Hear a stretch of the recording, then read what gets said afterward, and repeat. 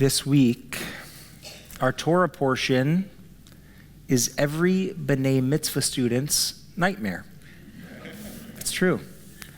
Parshat Tazria, which is usually grouped together with the ensuing Parsha Mitzorah, is part of the Torah which describes in vivid detail goopy emissions from down there.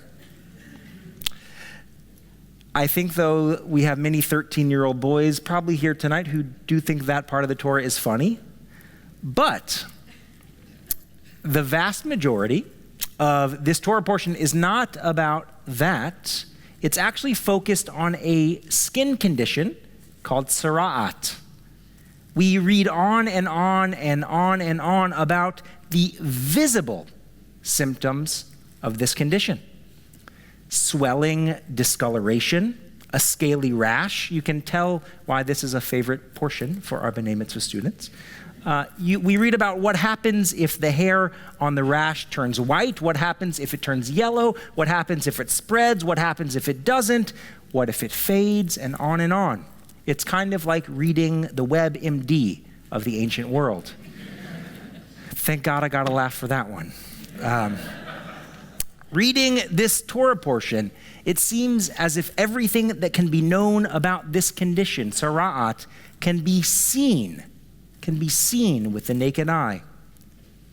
But counterintuitively, the rabbinic commentators understand that the cause of tzara'at is not one of hygiene, it's not physical, but it is spiritual in nature. It is caused, according to the rabbis, by human moral behavior, or in fact, the lack of moral behavior.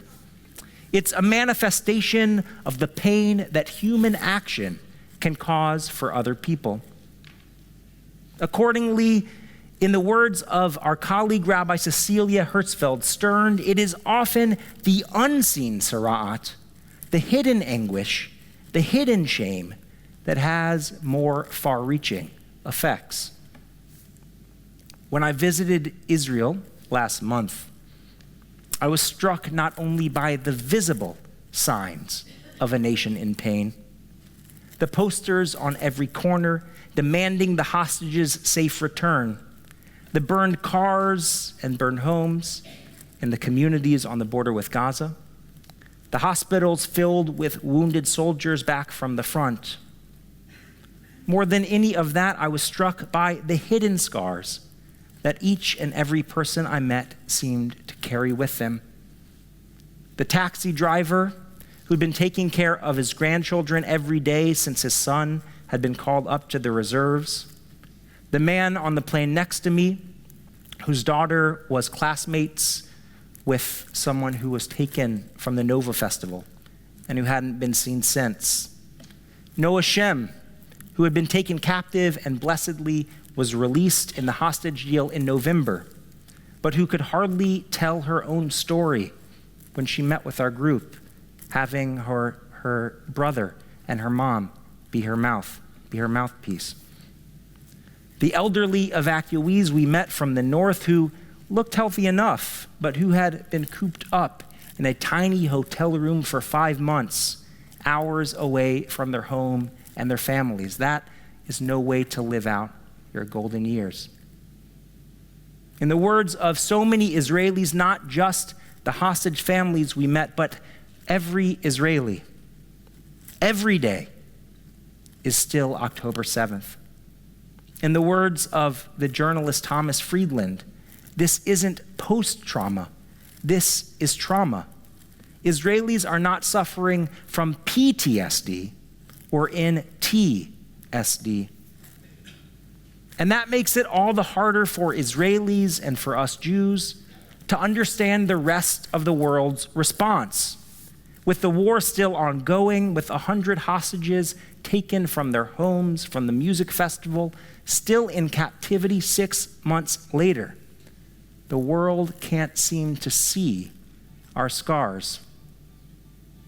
And therefore, the world struggles to understand the impossible situation that Israel is in, living kilometers away from a terrorist organization whose leaders say that they want October 7th to happen again and again and again. I'd like to share a bit of a long excerpt from one of Israel's preeminent philosophers, Micha Goodman, on how the world perceives this conflict. He says that Western people, especially Americans, have the tendency to think, to organize the world using binary categories, meaning that there's right and there's wrong, there's good and there's bad. So all you have to do is figure out which way is bad and which way is good, and then have the courage to choose the good over the bad. That's how the world is looking at Israel, he says.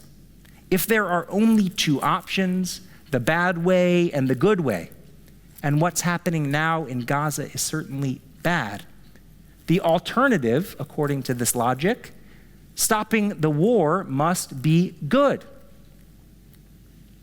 But Micha Goodman says Israelis are not in a binary situation. We're in a tragic situation. There are only bad options. Why, does he say, are we only in a tragic situation? Because war is bad, but ending the war now is much worse. Because the alternative is that Hamas gets to do October 7th to us and stay alive as an organization. And this, Goodman says, also means that Gaza has no future. If Hamas as an organization gets to stay alive, Gaza has no future because Hamas will shoot missiles at Israel, and everything that was rebuilt will be bombed and be destroyed. So, he concludes, stopping this war now and letting Hamas survive means robbing Gaza of its future. There is no rebuilding Gaza if Hamas is alive. But what really troubles Israelis is not only that Gaza has no future if Hamas is alive, but that Israel has no future. He goes on, I'll stop quoting, but he goes on, I'm happy to send this to you, by the way. He goes on to talk about why, if Israel does not defeat Hamas, Israel has no future, because her neighbors will not fear her and will attack her. And Israel's own people, Israel's best people, will lose faith in the idea that Israel can exist, that dream that Herzl talked about, Liyot Amchoshi Be'artzenu, that Israel can exist as a safe haven for Jews, will no longer be true. And that path, says Goodman, leads to a very bleak future. But Israel does have a future. I believe a very bright future. I have hope. I have hope, as the anthem says, because our hope is thousands of years old. Because our 2,000-year-old hope has been filled with some years, maybe many years, of passivity, of pogroms, of pain. But it has also had many years filled with prosperity, with purpose, with peace. But every single one, every one of those 2,000 years of hope was filled with resilience, with resolve to pass on this Jewish way of life to one more generation. Even though we have scars, we are still here. We are an ancient people, stretching all the way back to the Torah, to Abraham, to whom God promised that his descendants would be as numerous as the stars in the sky. And we have overcome so much, never more than in these last 100 years, going from the depths and the darkness of the Holocaust to a hope fulfilled. Liyot amchovshi be'artzenu, to be a free people in our land. And one of the embodiments of that dream is a man named Walter Bingham, a 100-year-old survivor of the Shoah, who escaped the Nazis on the Kindertransport and who now lives in Jerusalem. When asked this week, with all he has seen, what he believes is Israel's future, this is how he responded. He said, "Look, there was the Roman Empire, the Greek Empire, the Chinese Empire, the Byzantine Empire, the Ottoman Empire, the British Empire. Where are they? All gone. And where are we?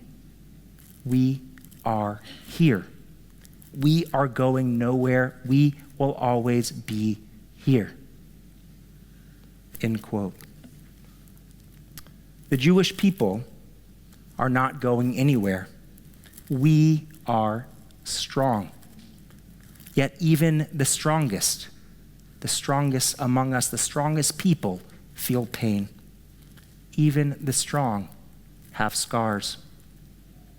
So I'll close tonight with words from one of Israel's most popular songs right now, HaKochavim Noflim, Falling Stars, written by Livia about what happened on October 7th. She says, "And if you start to feel the pain, I will heal your broken heart, will open a window to the moonlight and count the falling stars." Shabbat Shalom.